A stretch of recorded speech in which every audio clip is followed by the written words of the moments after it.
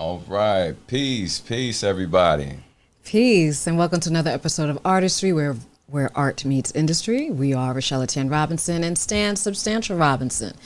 So, happy Monday. Happy Monday. How are you? I'm excellent. I can't complain. How about yourself? Good, good. So, if you are joining us for the first time, welcome. If you are returning, welcome back. A couple quick announcements. Our next Sketchpads event will be featuring MC producer YU. PG's finest, as well as another PG finest artist, a fine artist or visual artist. I see what you did there. You see? I see. You know what I'm saying? You know. Okay. I see you. You know.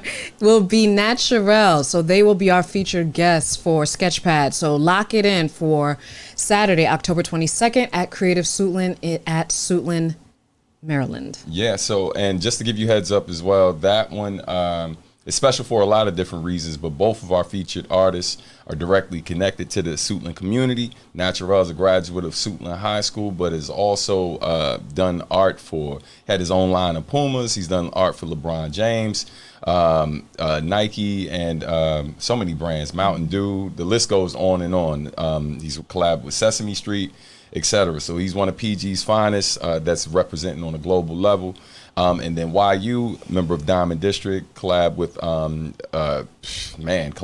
Odyssey on Mellow Music. He's also, I know he's worked with, I believe he's worked with The Plugs, De La Soul, and many others, man. So it's going to be a really great event. Y'all don't want to miss it. And per usual, we're going to have the free art supplies and stuff like that for the community. So you can come out, draw with us, get to speak to some professionals in the industry from your area. It's going to be a great time. But let's get into who our guests for today. So today's guest, I'm excited as always. Yeah, you know I'm always excited. Of course I'm excited. You know so today's guest has cemented his place in hip hop history with his debut album, which we, if you're of a certain age, right, know this song, this album, this record. They know it too, though. You know, don't sleep. But we're not talking about them. Okay, we're talking about our folks. We're talking about our folks. All right, I see. Many Facez, featuring the hit single "The Theme," "It's Party Time," and his classic collaboration with the late Notorious B.I.G. "Keep Your Hands High." Lee obtained his bachelor's degree from Howard University, HU, and a Juris Doctor degree from Southern University Law Center. His legal clients include celebrities and Grammy Award-winning artists, and in 2016 became an adjunct professor at Coppin State University, representing Be More. Okay, all right. Please welcome to the show, Mr. Tracey Lee. Yay! Thanks. What's up? Oh man, that was a great introduction. Wow. You know, that was fantabulous. I love it. Try and make sure we do it right for you, brother. How are you doing, man? Oh man, I have no complaints at all. All is healthy and well in the Lee household, and man, we're just staying out the way over here. I feel you. Well, thank you so much for being here with us today. It's been a great, reminiscing, playing a lot of the songs from, the new material, and the new material. We were just listening to it. Shout out to you for keeping your pen and your /sword sharp. You know what I mean? Like, I'm trying to be like you, man. Man, get out of here. You're the benchmark, man. You're the benchmark. Get out of here, brother. Just stop it. It's gonna make this brother blow. You know what I'm saying? Listen, we recording all of this, right? So I can use it. This is content, as the youngins say nowadays. He's gonna use it as a drop. Absolutely. I mean it too, man. Oh man, thank you so much, brother. We appreciate it, man. I appreciate the love. Thank you, man. Absolutely. Well, we're gonna go ahead and get started. First and foremost, we started this show during the pandemic, like so many others. We are still very much in the pandemic. Absolutely. To a certain degree. How has your life been these last 2 years? How are you? Going on 3, actually. 3 years. Yeah. It seemed like it just flew by. It seems like there is a piece of life that just picked up and moved at a swift pace. And now we're here. You know what I mean? Like, right. It seems surreal, but I know it's as real as it can possibly get. I mean, prayers and condolences to the lives we have lost during that time. But, one of the things that I think we were able to do in this household is, a lot of reflection, a lot of self-reflection, a lot of self-awareness, a lot of reevaluation, a lot of understanding and knowing what is most important in life and what isn't. You know what I'm saying? It's kind of like we trim the fat around here. You know what I'm saying? Just got rid of the unnecessary things so that now we are starting to move forward and I guess get on with our lives, if you will. There are just some things now we just approach it differently. You know what I'm saying? Than we did, post 2019 into 2022. It's been, some dark times with some people, but I like to believe that it allowed us in this house to bring some light into certain situations. And again, understanding what is most important in life and what is not. You know what I mean? Absolutely. Yeah. Absolutely. Sure. Wow. Sure. We're going to reflect on, speaking of reflection, we're going to reflect on your upbringing and your journey. So you were born in Buffalo, but raised in Philadelphia. Were you always interested in the performing arts? What was your first introduction to the arts? Oh, man, I was, see, you guys know how to draw the nuggets. See, I was, some things that people don't know is I used to drum in my church as a 5-year-old. And I drummed for the choir, like the not only the youth choir but the adult choir. Like, but the passion came even before that, just from like most of us who are Generation X's. Man, there's music in the house, all types, from R&B to gospel to jazz, and it's just an innate thing that I gravitated towards. Man, rhythms, percussions, mainly beats, and then getting into horns and chords and progressions and things like that. But my first taste, actually, even before the drums, I would mimic the choir director. You know what I'm saying? So I would stand on top of the pew at 2-3 years old doing this. You know what I mean? Yeah. I mean, so it really came. I guess that was the humble beginnings, and then progressed into playing drums by ear, and then eventually learning some things in school and things like that. But that's where it came from. Wow. Oh, that's dope. That's amazing. That's amazing. So before I'm interested in, like most people who know you, they know about the single that we mentioned at the top of the show, but I'm really interested in the moments and the different things that happen like right before that, right? Like, those discovery moments, like, what was your story of how your music, how your professional career in music began? Where were you? What were you doing at that time when you got the call and you knew that your life was about to change? You already know, as a performer and an artist yourself, it never just gets started when people finally recognize. Absolutely. Yes. It's always a grind before that. Absolutely. So my grind actually started in high school when I would mail demo tapes, put them in and mail them off to Def Jam and Next Plateau, Profile and things like that. Being influenced by those that came before me, like your LLs, Run DMCs, and your Curtis Blows and Grandmaster Caz's and Melly Mel's and so forth and so on. But then as we transitioned into Howard University, it was a brief moment where I'm thinking, okay, I didn't get signed while I was in high school. Nobody paid attention to what I was doing. So you know what? Let's move forward and continue on with a pseudo regular career. And I'm a very big advocate of sports. Like I've always, I used to play in high school. So then but that didn't work out after, we started, the path to college. So now I want to become a sports broadcaster. So that's when I communications.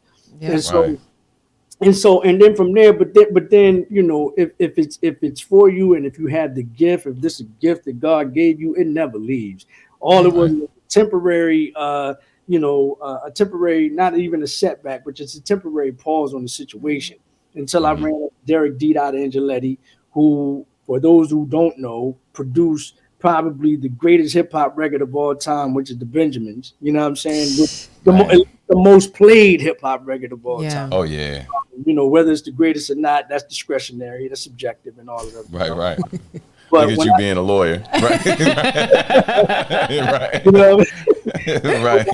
Yeah, but when I saw him freestyling on the campus, man, and it only took 4 months, you know what I'm saying, from the time I graduated from high school and getting into Howard to my second semester freshman year, I saw this cat rapping in front of Blackburn, him and my man China Black, and the bug just came back. So then we started, actively, getting back into, okay, let's see if we can get a deal, because, it's not like it is today. Back then, that was the benchmark. You wanted a deal, you know what I'm saying? In the late 80s, early 90s, that was the goal, to get a deal. So I got a look from a cat by the name of Claude Austin, who was ahead of Rowdy Records, who was up under ARTdustry at the time. Now, Claude Austin is the brother of Dallas Austin.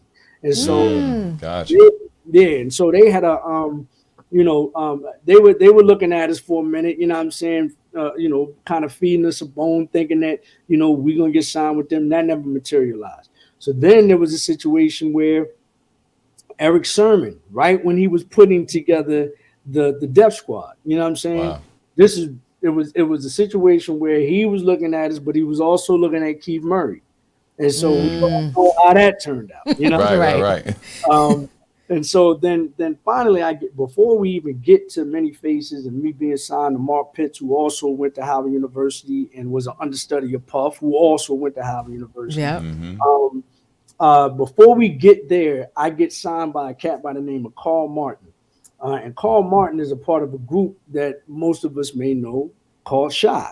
And so Shy went to Howard University as well. And so that's what a lot of people don't know. I was signed to him. He had a deal up under MCA. And I was signed to him for about a year. I think I signed in 95. Yep. I signed that deal in 95. But then a year later, things were stagnant, you know what I'm saying? And so a year later, here comes Mark. And then they worked out a situation while I was still under contract with Carl, you know what I'm saying, to get me out of that deal and then get signed to Boston Universal eventually, which produced, the theme and Many Facez and all that other stuff. And the rest is history from there. But that was the grind. You know what I'm saying?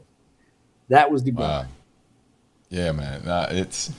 I love hearing these stories because, there's always some overlap for so many different artists, right? But then, the things like Howard University has this amazing history. So, and there's so many greats that have walked those halls and gone on to do amazing things and stuff like that, and yourself included. But then all of the different people you connected with while you're there, the names we know and the ones we don't, who were influential behind the scenes. So that's an amazing story. So So boys and girls, when you're looking at your college career, put Howard on your list. Don't be sleeping on these HBCUs out here, man. I'm telling you. Listen, the network, even if you listen, I can't say I was the most studious person. I got on 4 years. Don't get it twisted. But I wasn't Magnum cum laude or anything like that. But what's even probably more valuable in that whole situation is the network. Yeah. It's a lifelong network. You understand what I'm saying? So, if even if you're like on the fence with, what can college, especially now, people making money, with the tech space and all this other stuff. But there's nothing like a network. Lasts time. You know what I'm saying? So, make sure that you include that in the equation when you're thinking about going to absolutely. Absolutely. You know what? We're going to fast forward to 97. So 97, you're in the studio. You're jotting down, because we were still, it was before text and all this technology, right? So did you know that you had a hit on your hands after you recorded? Okay, so that's subjective, right? I knew, and here's the funny thing, like, and Substantial, you could probably attest to this. Like, most MCs, let me preface that. Most MCs, before they start learning how to make records, right? They're spitters, right? So the theme was my introduction into making records. Like, and I think I had a couple of joints before that, like, because it got me a look, you know what I'm saying, where people were interested. But I think the theme is Party Time was the first real record that I can say, oh, I got one. You know what I'm saying? Yeah. Now, whether it was a hit, like the way that it jumped up, I couldn't have predicted that. But I will say that most of the people in my crew, they wasn't rocking with the thing because it was nothing like they were used to coming from me, because I'm trying to bar you out before that. Right. So I'm giving you all the similes and metaphors and the styles and and all that other stuff, but it wasn't a record. You understand? Right. You understand? So to answer your question, did I know it was a hit? Not sure, but I knew I had one. I knew I had a record. I knew I had something that was going to be like, okay. Bare minimum, you had a club banger, like in your mind, right? Yeah, I had a record. And the reason why I knew is because, and again, I got to salute D-Dot. D-Dot, he's like the greatest rap coach of all time. Like, he's been in the studio with the greatest of the greats, from Big to Buster to Kanye to, you know what I'm saying, and really kind of to Jay, like people, everybody have spit over of a D-Dot track, but D-Dot produces records. He's not a beat maker. So and there's a difference. Like a producer will, depending on what he hears when he gives you this track, he is going to coach you through how he wants this record to be done. You know what I'm saying? You use your skill set to kill it, but there are certain things in certain spaces that you let the record breathe in, and there's certain pockets that you choose, and even the way the hook is structured and all that. D-Dot is the one that coached me through that theme record. And he told me, he said, I had another version of it. And he was like, nah, Trey, I hear the bars and all that, but you got to let the record breathe. And so that was like kind of the first time that I, kind of took some words out and put some words in there that kind of meant the same thing or what I was trying to say, but with less syllables and more in certain pockets and things like that. So shout out to D-Dot, man. You know what I'm saying? Yeah. Wow. Yeah, for sure. Man, no, listen, I mean, I think, and I'll speak for myself, but the thing I remember about that record, even though it was a party record, like, I feel like those who know real spitters, you could tell. Like, if you like, that's what made me want to dig further into what you were doing. That's what made me get the album. That's what made me check for you, because it's like, yeah, this is a party. There's lots of party records out here, fam. Like, Can't Touch This was a party record. This ain't that, bro. Like, this ain't that. No disrespect to Hammer, because I'm one of the few. Yeah, I'm one of the few that still, I got a lot of love for what that brother did. But you know the difference. Like, certain spitters, and I feel like there are certain artists, somebody you work with, like a Biggie. Biggie could give you a club record, but he was great at still letting you know, oh no, I rap for real. We chilling right now. I'm just setting the ambiance, getting the ambiance right now. But understand, I got this work for you. You know what I'm saying? Yes, absolutely. Yeah. Absolutely. Yeah, man. And do you feel, this is, I guess, a question for both of y'all, do you feel that that's missing in today's hip hop? Because I have my brother who's a DJ, and he asked me, he's a certain age, he's younger, and he's asked me, he's like, yo, what was it like when you guys were coming up? Because nobody dances anymore. He's like, he purposely plays or spins just Afro beats and like Caribbean music, because that's the only people that dance. You don't go to hip hop shows and people just stand against the wall. Yeah, he says when he DJs, the whole club look like this. Yeah. Yeah, when he's playing hip hop and stuff like that, I don't think, and to your point, I just think making records is a lost art, especially from, and I'm gonna take it from both sides. There's the one side, you never had the skill set, right? So what you do is you copy and paste what you think is the hot record out right now. Right. Sure. Yeah. People are like, and I'm gonna side on the I'm gonna err to the side of that. There are some people that, most people are sheep, but they know, and they can differentiate between what started this whole thing and what followed after, right? So that's the one side. You don't have the skill set to be an MC, so you copy and paste. But then there's the MC that just doesn't know how to make records. Like, you can count really on your hand, I'd say, in the history of hip hop, and this is a bold statement, maybe 10 MCs, and I'm really being generous because I really want to say about 5 or 6, but maybe about 10 MCs, like real MCs that know how to make records. Think about it. Yeah. Think about the people that you like. They got high. The skill level is stupid. Like they can do all the acrobats and all of that. But when it comes down to the record, when it comes down to, are you listening to this record in this space? Are you listening to it in the club? Are you listening to it while you cleaning up your house? Are you listening? Is it one of those records that will stand the test of time? There's many MCs that can do that. That's true. Yeah, and the ones that can nowadays, they're at the top of the game. You know, these are conversations I have with the students. I was like, you know, understanding these differences is essential to you having a certain type of career.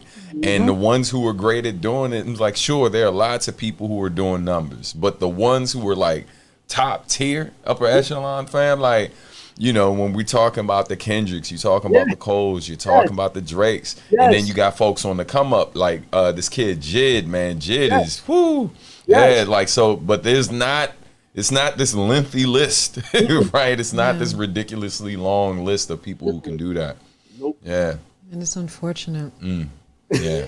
She said it's unfortunate. It's very unfortunate. Right. Yeah, because Go ahead. No, I was just gonna say, you know, it is because, you know, I think at the end of the day, you know, folks are like, I mean, yes, you want good music, which is subjective, right? But what I think most of us know when we hear something that's gonna be around for a long time, like this right here, like you know, I mean, when I discovered certain artists.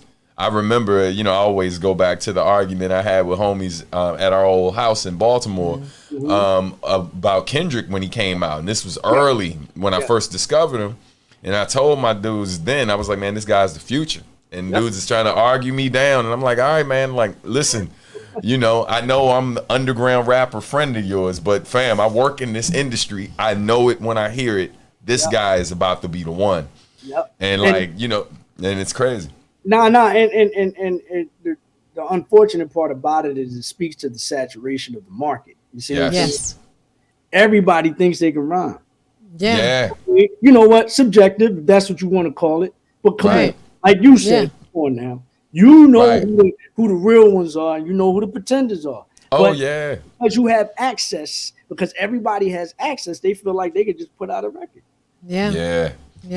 Man, I hear artists, and I said this to somebody, like, there's certain artists, they sound like homies of mine when we would be like, everyone's kicking it, and you got those friends who don't rap, right? But they're friends with rappers, and so when we're all freestyling, even though that's not what they do, they jump in, and it's cool. We show them love because we know that's not what they do. And now so much of what I hear, they sound like those homies who are not rappers. You know what I'm saying? And it's just like, man, it's amazing what gets to pass nowadays, you know. But you know, it is what it is. That's why we continue to do what we do, right? You know what I'm man. No, absolutely. And thank God. What I want to do real quick because we were so what I want to do real quick because we were so engaged that I didn't bring the cover art on the screen, but I want to just for throwback purposes, just for those who don't know, if you didn't have the album back in the day, that's the cover. So man, definitely dig up the classic. It's a great record, top to bottom. I always, whenever I listen to the one with you and Big, Keep Your Hands High, whenever I hear that, it always, it irritates my soul to this day that whenever someone plays the T.I. joint, where it's the like, and I wanted to ask you this question, like, because I know you're an entertainment lawyer, so because of the fact that that I believe I know the answer because I also teach the business of music. But because of the fact that Jay, said Biggie's lyrics again on his own song, right? But that song was from your song, right? Or those lyrics were from your song. When T.I. decided to sample Jay as opposed to sampling Big, right? Now, even though those lyrics are originally from your song, like publishing wise, that like help folks out understanding that, because I was breaking it down to my wife, and I just want to confirm I'm not crazy, but like it's different than sampling, right? When you sample like music or composition, does it work the same way with lyrics, where because he used lyrics that was from your song originally, does that part of that publishing from T.I.'s record basically go to you or the publishing company that owns the rights to the record? Well, honestly, like, I haven't made a stink about it, but everybody owes me something. Whether it's a piece, a little morsel, because there's a lot of, there's a lot of hands involved. There's Big, there's Mark, there's me, there's MFSB, there's not necessarily Ike Lee the third, because he's the one that produced the record, but he got his off the top plus his points or what have you. But as far as the publishing of that record is concerned, anytime you take it, whether it's a direct sample or an interpolation or something, you know what I'm saying? It's a derivative of the original. Right. You know what I'm saying? I just haven't done any digging just because I don't feel like it. You know what I'm saying? Yeah, you're right. You know what I mean? If I did, if I wanted to spend the bread to do it, there's some money there. You understand? Yeah. Him and Jay. Yeah. You know what I'm saying? So yeah. Wow. Yeah, I mean, we had an interesting conversation about it, and because that's something again, with like, and this as an educator, like teaching about this business and this industry, these are things that, people sometimes don't think about, especially in hip hop, where we sample or we quote people all the time, right? That's just a part of the culture. Yeah. Right. And so, so it's something I think about all the time, because I can't front, man. I got love for Jay, I got love for T.I. But when I realized, I was like, man, how are you going to sample those lyrics and not use the original one, right? But and for those boys and girls that are listening, even though Big said it, because I know that they may come up, well, that was Biggie's bar, but those bars were attached to your song record. Absolutely. Yeah. You can't extrapolate. You know what I mean? You can't take a piece of that without feeding the whole. You can't do it. You know what I mean? Yeah, man. Wow. Yeah. And shout out to you, man, for holding your own and doing your thing, with an artist who's considered one of the greatest to do it. And it's just like, every time I listen to that record, I was like, yo, my man is really going back and forth with the. I tell people all the time, I made Big step up. That's what's up.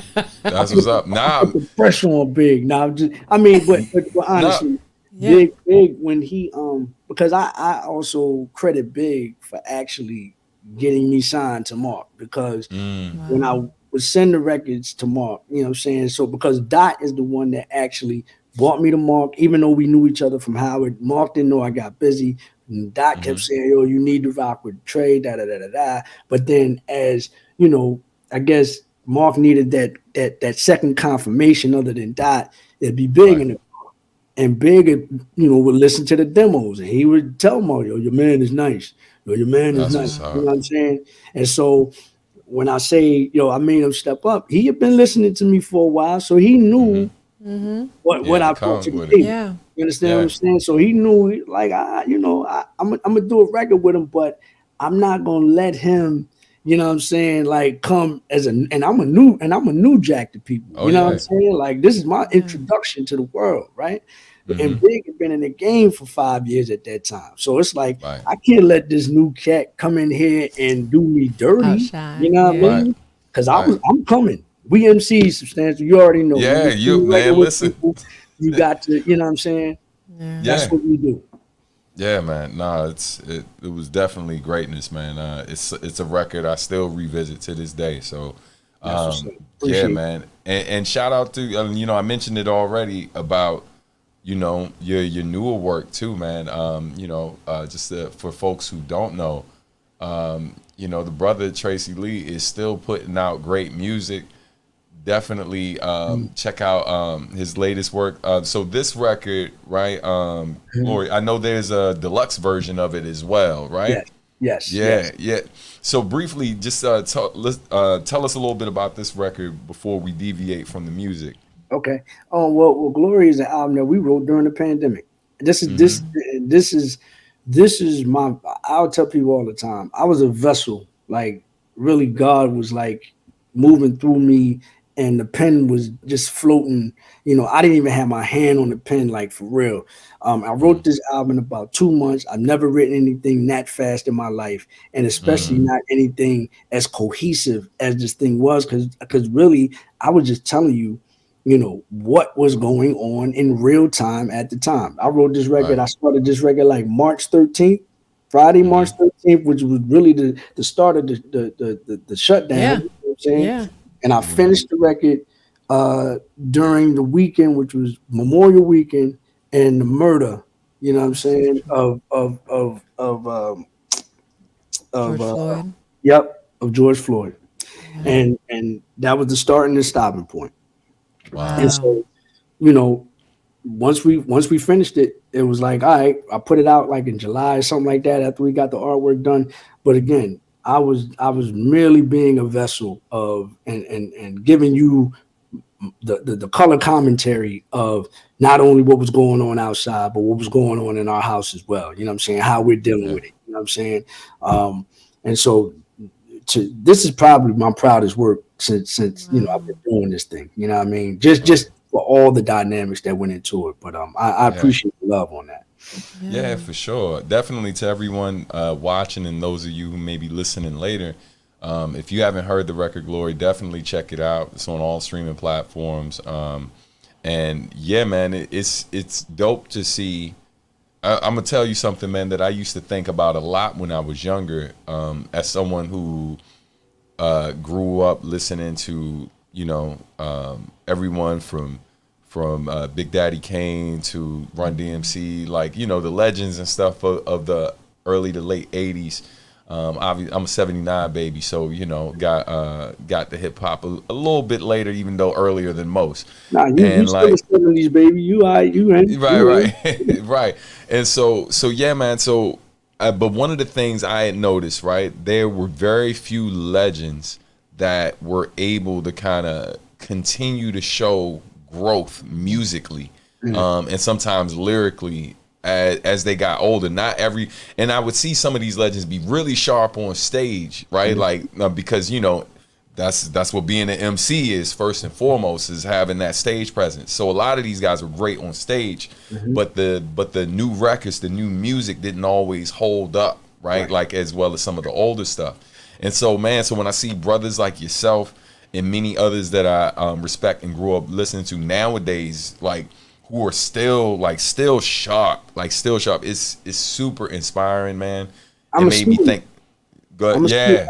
I continue to be a student. You know what I'm saying? Yeah. Like, I'm never better than everybody in the world. You know what I'm saying? Maybe when you know you put me on a stage in real time with a mic, I may come off as I'm the best in the world. But you know, you know what I'm saying? Like, you know, I watch and I study and I learn from everybody. You know what I'm saying? And so that's, you know, and I'm sure you could attest to that. That's what keeps my pen sharp, and that's what keeps me on, you know, just basically in the know and on top of what's going on. You know what I mean?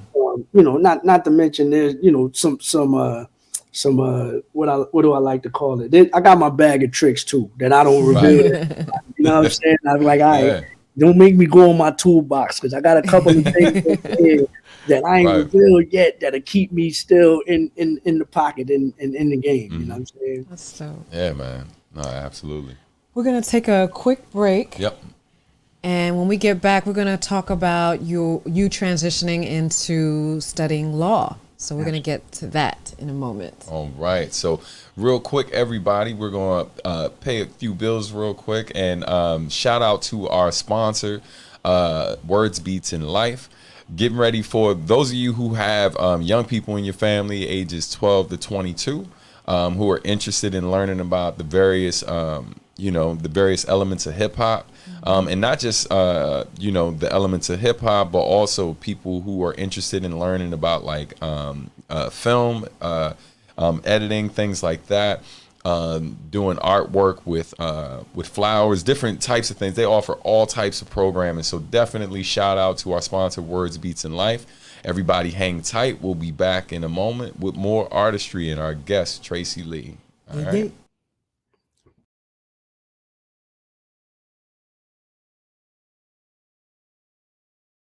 Peace, my name is Stan Robinson, also known as Substantial, and I teach the business of music at Words, Beats, and Life.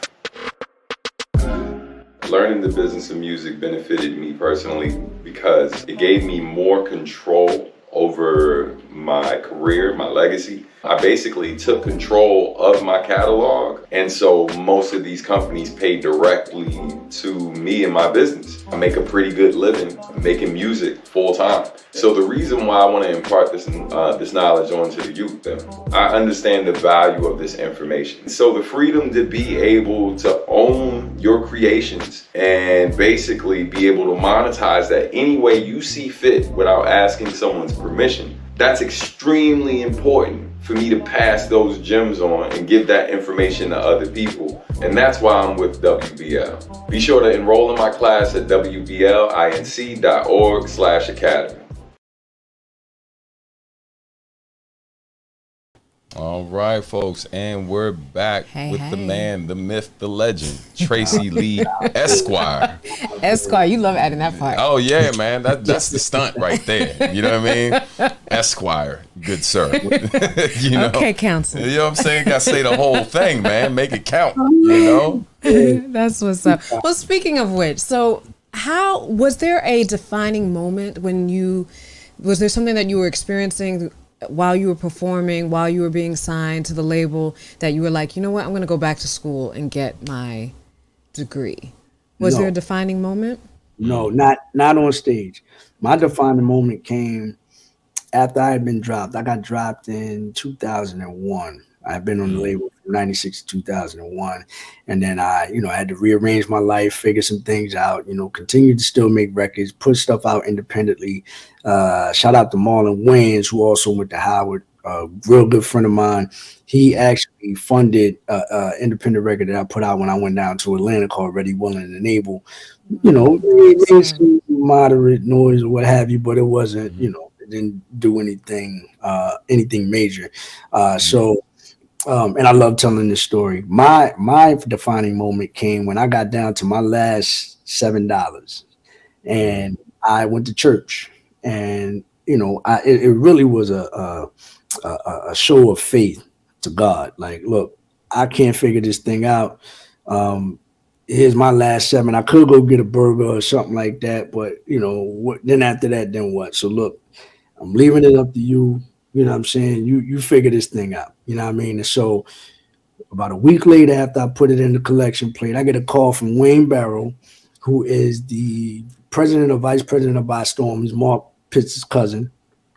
And he tells me, Universal been trying to reach out to you, but they don't have, they have a publishing check for you, but they don't have an address to send it. So here's a number, call whoever, whatever, and see what it is, you know what I'm saying? Or give them your address to where you are. So I do that. After I make that phone call, a week after that, I get a check in the mail for $7,000. Wow. And then a week after that, I get another check for $57,000. Wow. And so once that happened, it was like, okay, Trey, let's figure this thing out. God, let's figure this thing out. What do we do next? Paid off some bills. I think I paid off the balance at Howard that I owed them. But now what's the next move? And so now going back to, or reflecting back to my time as a signed artist, some things, I appreciate, but then there were some things that I just didn't know and was naive to going into the game. Because again, going back to what I said earlier, the goal was just to get signed back then. We had no inclination with regards to the business. We had we didn't even have a desire to do that. We just wanted to be the best MCs and put the best material out possible. But then, you go through these trials and tribulations of being a signed artist, and you start to see and understand that being signed is nothing. You know what I'm saying? Not for sustainability. You know what I mean? You have to know and understand the business. And so, based on that, based on my train of thought at this particular time, now I'm in a little bit of a position to move, but where do I move? So it just clicked. It's like, yo, man, go learn the business, but learn it from this perspective. Go to law school, not only for yourself, in case you want to still maneuver now as an independent artist, because that's when I started to make up my mind. I'm doing this thing independently. But then for other people that's coming up in the game, and give them the kind of tutelage that you didn't get when you were coming up in the game. You know what I'm saying? Right. And so that was my defining moment. That's when it dawned on me. That's when it hit. And mind you, I had been out of school for 10 years. So I had no desire to go back. You know, but that's when I made a decision. And so I went to Southern University Law Center in 2003, graduated in 2006 with the JD, passed the bar in 2007, and I've been a licensed attorney for the last 15 years. That's powerful, man. That's super dope, man. Look, we can clap it up for that. You know what I mean? Hold on, get the applause for that. Yeah, man.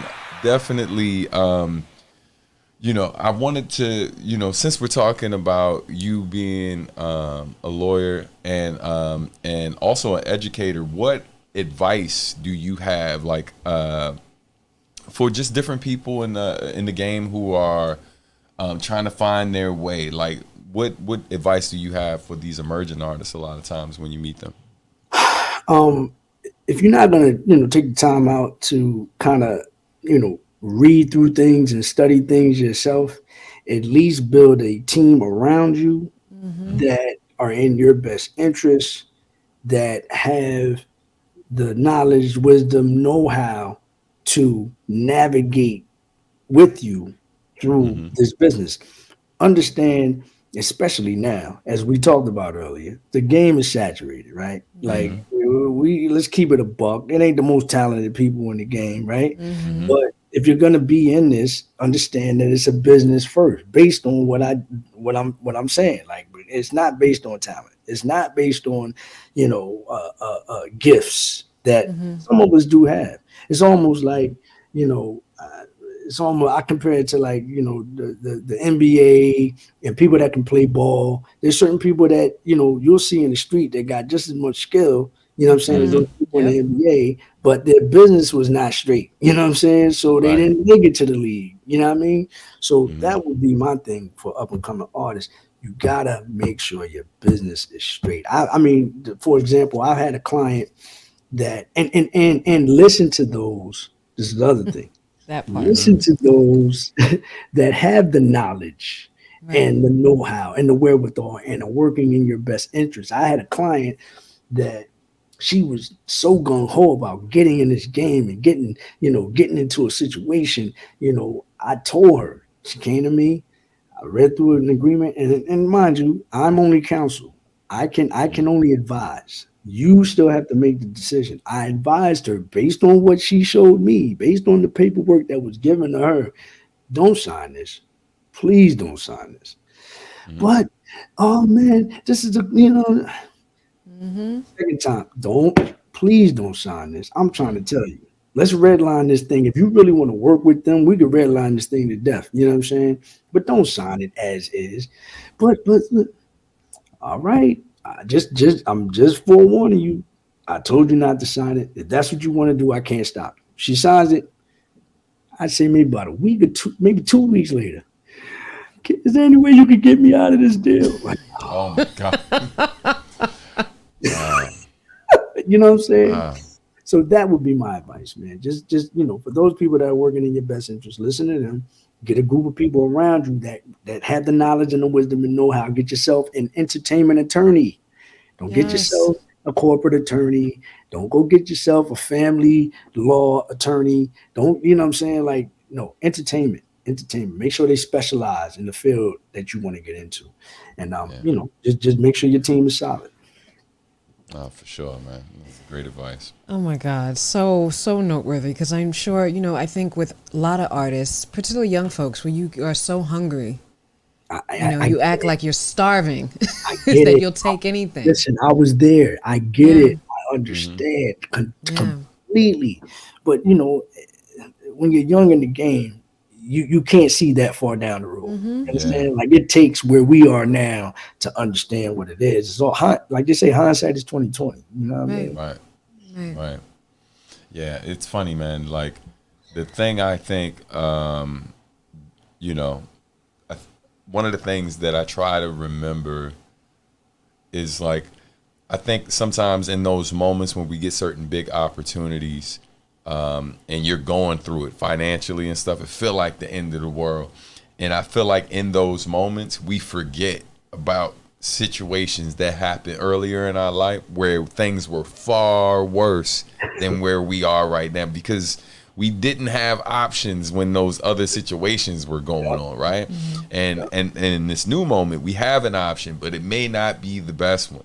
And we forget that better opportunities come, and so people make choices out of desperation, but forgetting so much you went through prior to that was far worse. And I think folks just get tired and like, hey man, look, they're just trying to get themselves out of it as quick as possible, instead of realizing that, man, you know, a better blessing may be right around the corner. You just got to hold out a little longer, you know? I think it's like what I was saying before, like, you know, when you're so hungry, you're so worried about this meal, not worrying about the meal that comes tomorrow. Right. And the meal after that. Yeah. And that's the unfortunate thing. A lot of people get taken advantage of. Yeah. Absolutely. Sure. Perfect segue to that. So as, you know, as a lawyer, and having worked, several cases, is there any particular case that stands out? Was there a dispute that you dealt with a client that you were like, oh my God, this is horrible? I think the one I just mentioned was one of them, but I tried not to get into, if I see let's just say litigation coming down, like I try to avoid litigation. I want to try to, because that's what we had to do. Like basically we went through a process with this young lady for maybe about 3 years. Right. Wow. So she almost had to wait it out. But because the adversary was non-responsive to emails and phone calls and things like that, you know, now she put herself in a position to break clean from the situation before actually getting to the point where, you know, the contract was null and void based on expiration. You know what I'm saying? But other than that, man, that's one of the things that I try to stay away from is litigation, man. Let's try to nip this in the bud before we even have to go there. You know what I mean? Right. You're proactive. Yeah, exactly. So I've been fortunate enough not to have, other than that, what we just talked about. I've been fortunate enough not to have, you know, messy or sticky situations, if you will. You know what I'm saying? Yeah. I'd much rather be actually a arbitrator. You know what I'm saying? You know, you know what I'm saying? Let's keep it out of the courts, man. Let's find a happy meeting. Everybody get along. What do you want? What do you want? Okay, let's meet right here. No, absolutely. So just to backtrack, like, you know, for a second. So with the advancement of technology, social media, streaming platforms, how would you say the industry, you know, has benefited artists as well as harm artists over the years? You know, because I'm sure, like, because the game has changed so much from when you started to where we are now. So what are the benefits and also some of the pitfalls? Well, the benefit is you don't have to wait on anybody. You have to press a button. As soon as I got it right here, boom, let's put it out. You know what I'm saying? But the pitfall is the saturation. Everybody thinks they can do it. I think, you know, as much as we did not want gatekeepers back in the day, we need gatekeepers. Man. Man. You understand me? We need, valid gatekeepers now. Now that's a whole nother situation. But I miss, you know, the A&R. You know what I mean? The real A&R, not somebody who just stuck in that position and gave him the title. Somebody that understands, you know, the nuances of not only making the record, how to put the record out, you know what I'm saying? How to market it, how to promote it, who's your target audience, things of that nature. You know what I'm saying? Now, from the tech perspective now, for those that know how to do it, then you have the ability to get to your people. You know what I'm saying? You have the ability to get to your people. It's just cutting through the saturation. That's the hardest part of this whole thing. You know what I'm saying? Like, basically the consumer is, if it's not put in front of their face by billion-dollar corporations that, you know what I'm saying, that put them in the forefront and, you know, basically play a mind trick on you because you've seen it and heard it and all else. If it's not that, then the consumer is like, well, why should we believe you? What there's all these other people like, why do I have to, why should I go get your stuff? You know what I'm saying? Right. And so that's the hardest part of it. And then, it's not, the sad part about it is it's not about the music anymore. It's about the attachments. You know what I'm saying? It's about your brand. It's about, you know what I'm saying, like, other things other than the essence of the music. So, now people listen to the music differently. You know what I mean? Yeah. They don't listen to the stylings of the music. They don't listen to the nuances. They don't listen to, what you put into it. And us as artists, man, we blood, sweat, and tears with it, man. We trying to make sure everything is EQ right. Everything is, sound. Making sure that string stands out at this particular segment in the record. And the average listener is like, I didn't hear that. Right. What you mean you didn't hear that? Are you kidding me? I just spent like 8 hours just trying to tune that thing. Right. Yeah, man. Listen. Oh my God. As someone working on their project so right much now. pain. Yeah, I'm working on an album right now, and it's funny, man. I've learned to not be so to nitpick so much.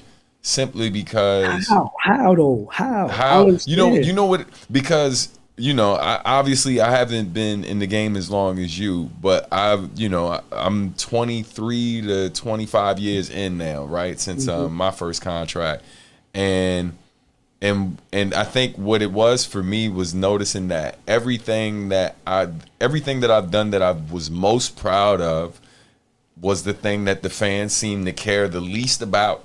And so in turn, I know. Yeah. And so in turn, it made me a little more loose with how I created. Like I didn't, because like the things where I was the most technical, and it's funny, man, I get hit up by homies who knew me before I ever put out something professionally. And they're always trying to get Old Stan to come out. I was like, bruh, like I need the battle bars. Like I know what you do, son. And I see you doing all this smooth, chill, lo-fi, vibey, save the world. You know what I'm saying? Like real green rap, son. That's dope, though. Don't stop doing that. Oh yeah, never, man. Chuck D gave me great advice. That brother, man, shout out to Chuck D. He said, man, he's such a great human being, man. And the brother was just like, he was like, man, don't stop what you doing, bro. Like, you'll have a 50-year career, 60-year career. He's like, what you're doing, there's longevity in it. And so I would tell the homies whenever they like, yo, that battle stuff, that hard stuff you was doing. I'm like, fam, listen, man, I got babies. I'm out here chilling. Like you were saying earlier, I'm staying out the way for the most part. My life different. And it's like, and I don't have this chip on my shoulder where I'm trying to prove myself all the time. So this real chill vibey stuff, like I'm a dude who, like, I don't smoke, but the music I like is pretty much smokers' music. You know what I'm saying?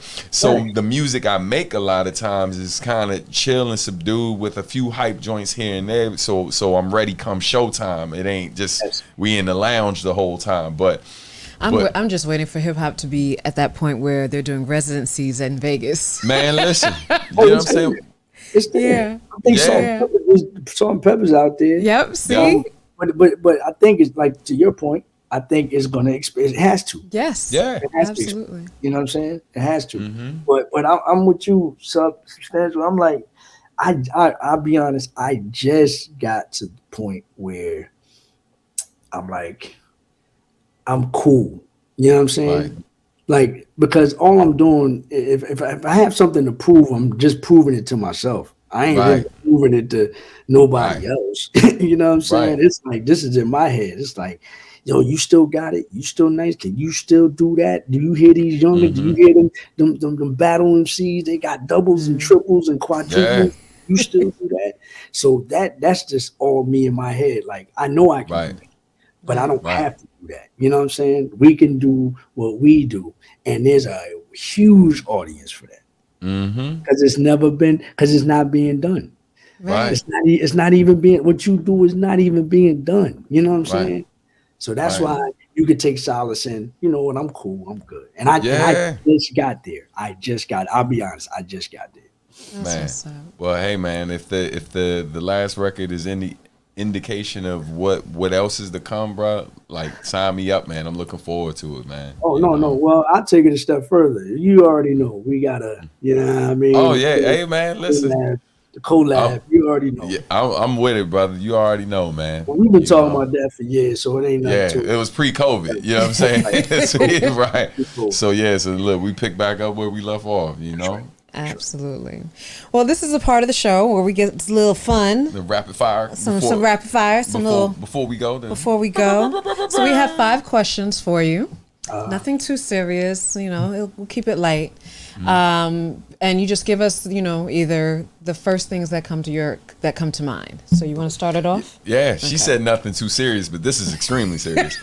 Your top 3 Philly MCs. As somebody who's from Philadelphia, you know, born and raised, like, who are your top 3 Philly MCs? Black Thought, Beans. Beans, okay.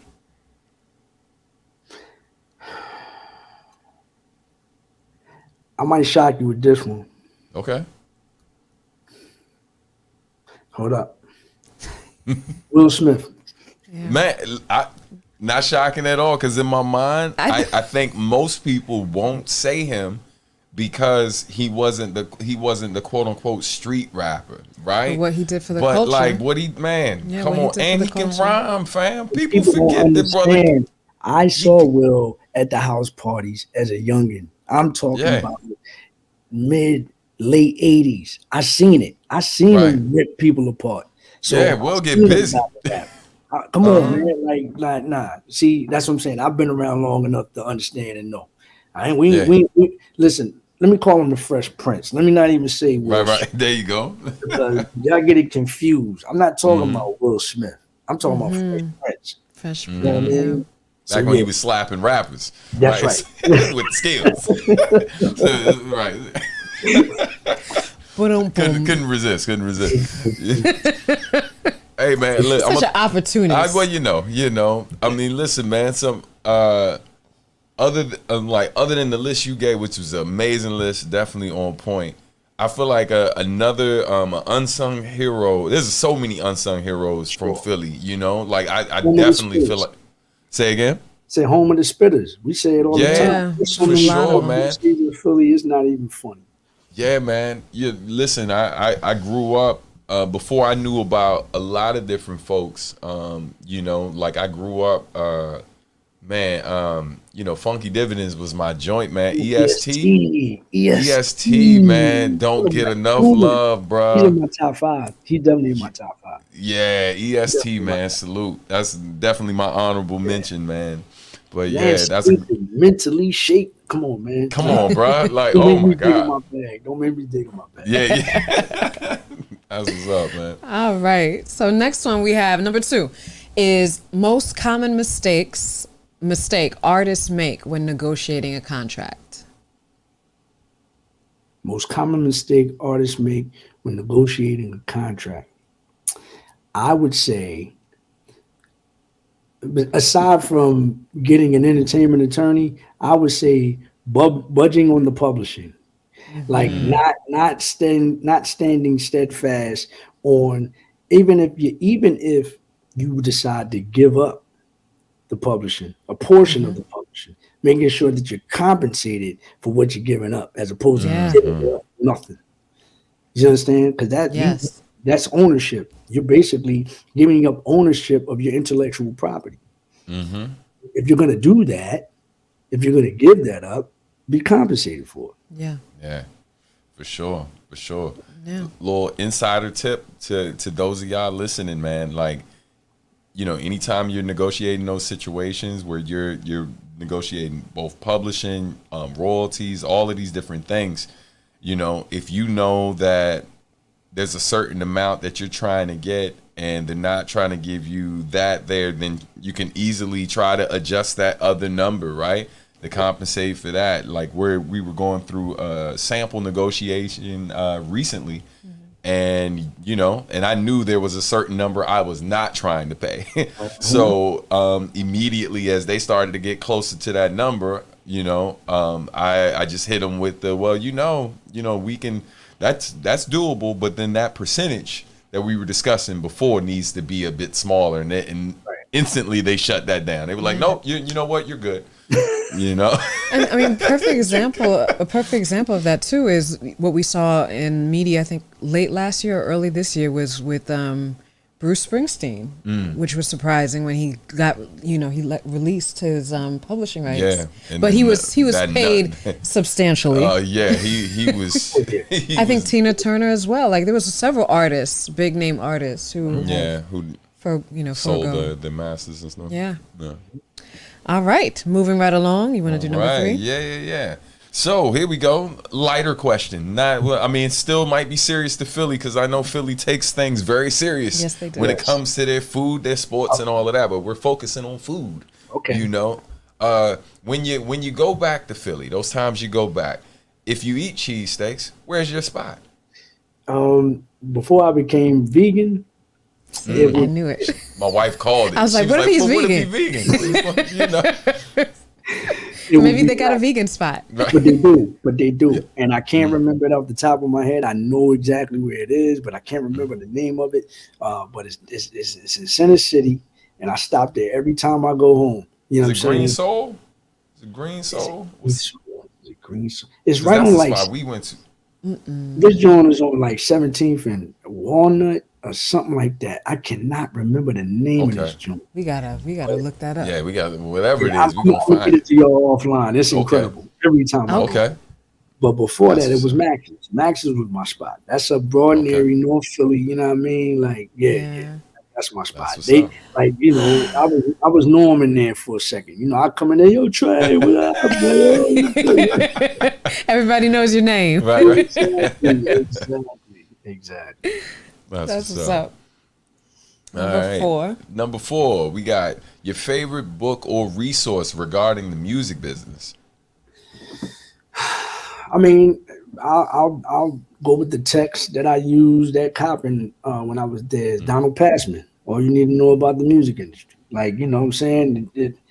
I mean, that's the holy that's the holy grail right there. Like, every year it's an update and it gets on course. And it's like, you don't have to do, this extensive research on where to find that. It's right there. That's it. Right. You got it. And you know what it is. See? Mm-hmm. Good job. Man. Good job. As soon as he said the name, I was like, right.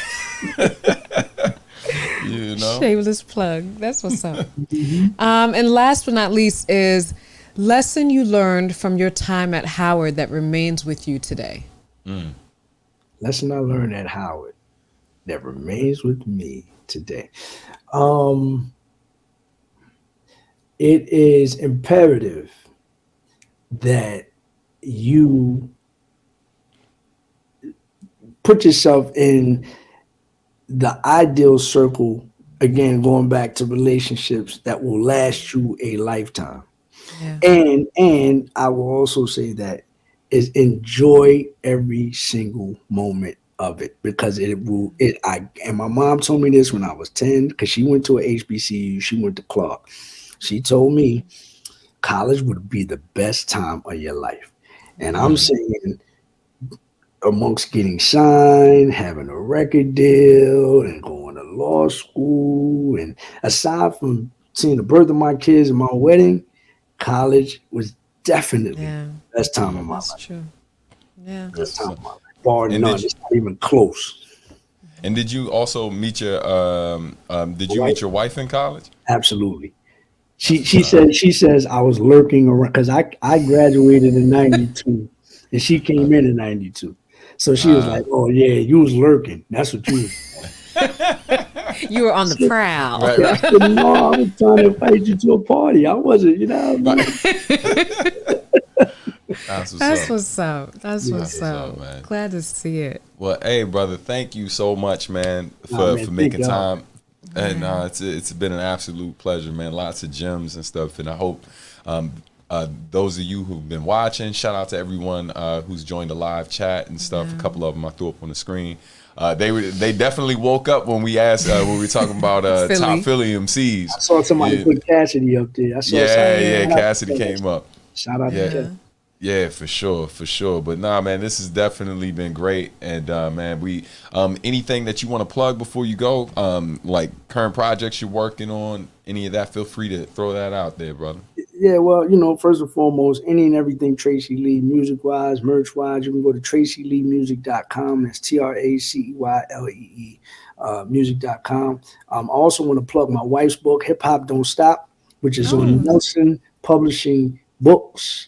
Nelson Publishing Books with an S.com. And basically it's a book that she wrote, that the inspiration came from our family, but it's about teaching, or father teaching his kids about hip hop culture. You know what I'm saying? That's From what's up. art, to jazz, to the music, to everything, that is and of the culture. You know what I mean? So Hip Hop Don't Stop is available on Amazon.com.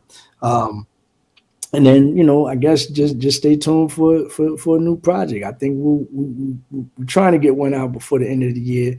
I'm this close to wrapping this thing up, but we'll see. You know what I mean? Okay.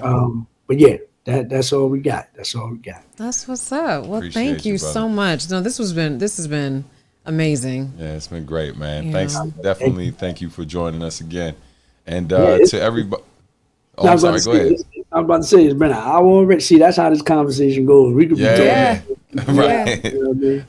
Absolutely, man. Yeah, and shout out again to everyone who's watching live, and those of you who come back later or listen to it.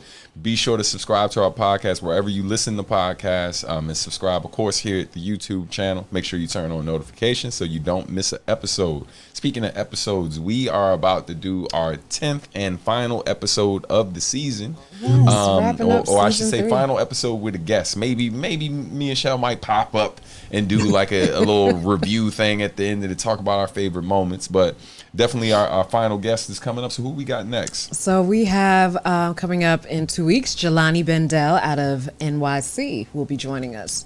Go. She's a visual artist. She's a we call her the governor. We call her the governor. She does a little bit of everything. That's black of all trades. Yeah, she does a little bit of everything. Awesome. So be sure to stay tuned for that. And yeah, man, we'll see you next time. Tracey Lee, thank you so much, good brother. Thank we appreciate it. Thank y'all. Appreciate you having me. Absolutely. Definitely. All right, y'all. So we're gonna go ahead and take us out with some outro music right about now. Peace, y'all. Peace.